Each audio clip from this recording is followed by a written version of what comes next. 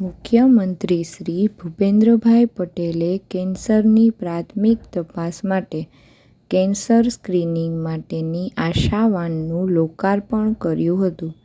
Indian red cross સોસાયટીની ભાવનગર શાખાને ઝેનબર્ગ pharmaceutical દ્વારા ડોનેશન તરીકે આ ભેટ પ્રાપ્ત થઈ હતી. આ van EVA pro diagnostics mammography unit અને નિષ્ણાત ટેલિકન્સલ્ટેશનથી સુસજ્જ છે. વિવિધ અંગોના કેન્સરના રોગના નિદાન માટેનું સ્ક્રીનિંગ અલ્ટ્રા મોડર્ન ઇન્સ્ટ્રુમેન્ટ્સથી જે તે સ્થળ પર થઈ શકશે. પેરેગ્રાફ. સુરતની વિવિધ સંસ્થા અને સંગઠનોના સહયોગથી સમસ્ત લેહવા પાટીદાર સમિતિ દ્વારા મુખ્યમંત્રી શ્રી ભૂપેન્દ્રભાઈ પટેલના અધ્યક્ષસ્થાને મોટા વરાછામાં ભવ્ય રાજસ્વી સન્માન સમારોહ યોજાયો હતો. આ કાર્યક્રમમાં નાયબ મુખ્યમંત્રી શ્રી હર્ષ સંઘવી, કેન્દ્રીય રમતગમત મંત્રી ડૉક્ટર મનસુખભાઈ માંડવિયા, કેન્દ્રીય જળ શક્તિ મંત્રી શ્રી CR પાટીલ, કૃષિ મંત્રી શ્રી જીતુભાઈ વાઘાણી તેમજ કાયદા રાજ્યમંત્રી શ્રી કૌશિકભાઈ વેકરિયા અને નાણાં રાજ્યમંત્રી શ્રી કમલેશભાઈ પટેલની સાથે ધારાસભ્ય શ્રી જગદીશભાઈ વિશ્વકર્માની ઉપસ્થિતિ રહી હતી. મહાનુભાવોએ સરદાર સાહેબની પ્રતિમાને પુષ્પાંજલિ અર્પણ કરી હતી. લોક ડાયરાના પ્રખ્યાત કલાકારોએ લોકગીતોની રમઝટથી શ્રોતાઓને મંત્રમુગ્ધ કર્યા હતા. પેરેગ્રાફ. મુખ્યમંત્રી શ્રી ભૂપેન્દ્રભાઈ પટેલે અમદાવાદ સ્થિત પ્રકાશ મનોદિવ્યાંગ નિવાસી શાળાની મુલાકાત લઈ શાળાની વિવિધ પ્રવૃત્તિઓની વિગતવાર માહિતી મેળવી હતી. મુખ્યમંત્રીશ્રીએ મનોદિવ્યાંગ બાળકોને તાલીમ આપવાની કામગીરીની પ્રશંસા કરી તેને ઉત્તમ સેવા સાથે સરખાવી હતી. તેને સ્નેહભર વડીલ વાત્સલ્ય ભાવથી મનોદિવ્યાંગ બાળકોને મીઠાઈ વિતરણ કરી ઉત્તરાયણ પર્વની શુભેચ્છાઓ પાઠવી હતી. મુખ્યમંત્રીશ્રીએ આંતરરાષ્ટ્રીય તેમજ રાષ્ટ્રીય સ્તરે વિવિધ મેડલ મેળવનારા વિદ્યાર્થીઓનું સન્માન કર્યું હતું.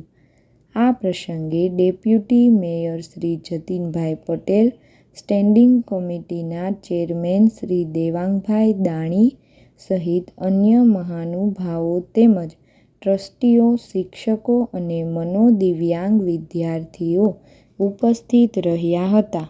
પેરેગ્રાફ. અમદાવાદની શાન ગણાતા સાબરમતી રિવરફ્રન્ટ પર જ્યારે હજારો પુષ્પો એકસાથે ખીલી ઉઠે ત્યારે તે માત્ર એક પ્રદર્શન નથી રહેતું પણ એક જીવંત સંસ્કૃતિની અભિવ્યક્તિ બની જાય છે. મુખ્યમંત્રી શ્રી ભૂપેન્દ્રભાઈ પટેલના હસ્તે શુભારંભ પામેલા અમદાવાદ ઇન્ટરનેશનલ ફ્લાવર શો 2026એ ભારતની અમર ગાથાને સુગંધિત કરી હતી. અહીંયા ખીલેલા ફૂલો માત્ર રંગ નથી બિખેરતા પરંતુ તે વિકસિત ભારતના સંકલ્પ અને પ્રાચીન પરંપરાઓના અતૂટ બંધનને આલેખે છે. ઇન્ટરનેશનલ ફ્લાવર શો 2026 માત્ર પુષ્પોનું પ્રદર્શન નહીં પરંતુ ભારતના ભવ્ય ભૂતકાળ અને ઉજ્જવળ ભવિષ્યનું એક જીવંત સંગમ બની રહ્યો છે. પેરેગ્રાફ. અમદાવાદના આંગણે આયોજિત આ 14મો ફ્લાવર શો એક નવી ઊંચાઈએ પહોંચ્યો છે.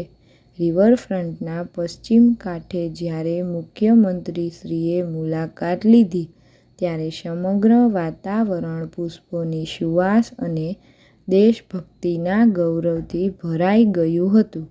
આ પ્રસંગે તેમની સાથે ઉર્જા મંત્રી શ્રી ઋષિકેશભાઈ પટેલ અને શહેરી વિકાસ રાજ્યમંત્રી શ્રીમતી દર્શનાબેન વાઘેલા ઉપસ્થિત રહી આ કલાત્મક મહોત્સવને પ્રોત્સાહિત કર્યો હતો. આ વર્ષની થીમ ભારત એક ગાથા અને એ સાચા અર્થમાં મુલાકાતીઓને ભારતની હજારો વર્ષ જૂની સફરનો અનુભવ કરાવી રહી હતી. સતત ત્રીજા વર્ષે ગિનીસ બુક ઓફ વર્લ્ડ રેકોર્ડની હેટ્રિક નોંધાવી અમદાવાદ મ્યુનિસિપલ કોર્પોરેશનના ફ્લાવર શોએ વૈશ્વિક સ્તરે ઇતિહાસ રચ્યો. પ્રદર્શનના કેન્દ્રમાં બિરાજમાન ભવ્ય ફ્લાવર મંડલા એ તેના 33.6 મીટરના વિરાટ વ્યાસ સાથે વિશ્વનું સૌથી મોટું ફ્લાવર મંડલા હોવાનું બહુમાન મેળવ્યું. તેની સમાંતરે અખંડ ભારત શિલ્પી સરદાર વલ્લભભાઈ પટેલના ફૂલોથી કંડારેલા 41.17 મીટરના લાંબા પોર્ટ્રેટ રાષ્ટ્રીય એકતાની મજબૂત ગાથા રજૂ કરી. આ બંને કૃતિઓએ ભારતીય કારીગીરી અને વિરાટ વિચારધારાને પ્રતિબિંબિત કરી હતી. પેરેગ્રાફ નારી શક્તિને સમર્પિત સ્ત્રી સશક્તિકરણ ઝોન આ વર્ષનું સૌથી સંવેદનશીલ આકર્ષણ બની રહ્યું. મુખ્યમંત્રીશ્રીના હસ્તે અનાવરિત થયેલું 15 ફૂટ ઊંચું steel pyramid the summit of women's voices મહિલાઓની અદમ્ય સંકલ્પ શક્તિનું પ્રતીક બન્યું. આ શિલ્પના 4 સ્તંભ મહિલાઓના જીવનના વિવિધ પડકારો અને વળાંકોને દર્શાવે છે, જે અંતે એક શિખર પર મળે છે. શિલ્પની અંદર લટકતા 108 કાર્ડ્સ પર વિશ્વની મહાન વિદુષી મહિલાઓની પ્રેરક વાતો અંકિત કરવામાં આવી, જે નવી પેઢીની યુવતીઓ માટે પ્રેરણાનું ઝરણું બન્યું. તકનીકી દૃષ્ટિએ પણ આ ફ્લાવર શો અત્યાધુનિક રહ્યો.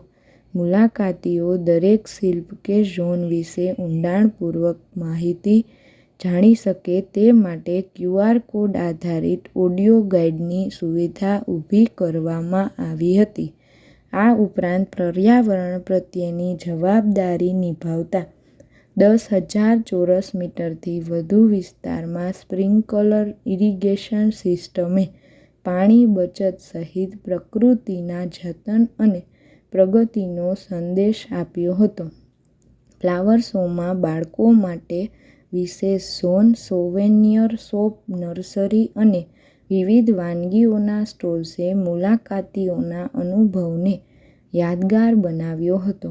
અમદાવાદ ઇન્ટરનેશનલ ફ્લાવર શો 2026 એ માત્ર ફૂલોની સજાવટ નથી, પરંતુ એક ભારત શ્રેષ્ઠ ભારતના સપનાને પુષ્પોની પાંખડીઓ દ્વારા સાકાર કરતું એક પવિત્ર મિશન બન્યું હતું.